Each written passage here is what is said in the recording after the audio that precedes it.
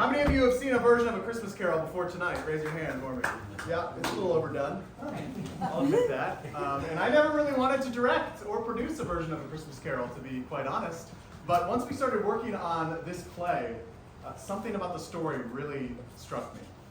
Dickens' tale, which has been told over and over again, is really about one thing, and we all know it. It's this idea that people can change. And how does Ebenezer Scrooge, and in our case, Alistair Fillmore, change? He's told a series of stories about his past and his present and his future. And it's the power of these stories that change his life. And that's the thing that really got me. And that's the power of live theater. It takes the human experience and it distills it down into moments and stories that help us see ourselves and others with more empathy and understanding. And it does it in a way that is increasingly rare, live and in person. And if you think that's an important thing, and I hope that you do because you're here tonight, I just want to ask two things of you. The first, come back and see us. This is our last show of this, so I can't tell you to spread the word about this one. Thank you for being here tonight. But we have a show, a world premiere called 1,000 Miles in March, and then we're doing the classic A Streetcar Named Desire in July. So come back and see us. Join us at the theater once again. The second thing, as you may or may not know, New City Players is a 501c3 nonprofit organization whose mission is to create community through transformative theater. Now what that means financially is that ticket sales only cover about 35% of our annual budget. The rest is made up by generous grantors, sponsors, and donors.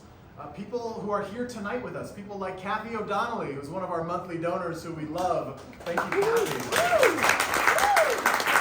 And Wayne and Keisha Wiener are here as well, a couple of our donors. Thank you so much for your support. And people from the small business community. Wendy Gabriel is here. It's her birthday today. And we took out an ad in the playbill. That's another way that people in our community support us. So we can't do this without the support of our community. So right now we are in the middle of a year-end giving campaign to raise $35,000 by the end of the year. We're currently at $32,311. Yeah, so we're very close. And this is to build a future fund so that we can one day have a venue of our own. So we can stage more productions, deepen our community engagement, and start educational programming. So there are many ways to give, but maybe the easiest way is probably right on the back of your playbill. You can scan this QR code and give online. But you could also Venmo, Cash App, PayPal, Zelle, make a stock donation, write a check, slip me some cash on the way out. Whatever it may be, whether it's $13 or $13,000, we would be so grateful for your generosity. So yes, I never wanted to direct a production of A Christmas Carol, but once I realized that it was a story about the power of stories to change a life, how could I resist that? Because that's the why behind New City Players.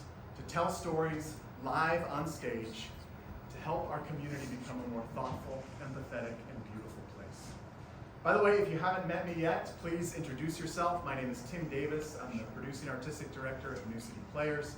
And if you'd like to make a tiny Tim joke on your way out, I promise I never heard it before. Thank you so much for being at our closing performance.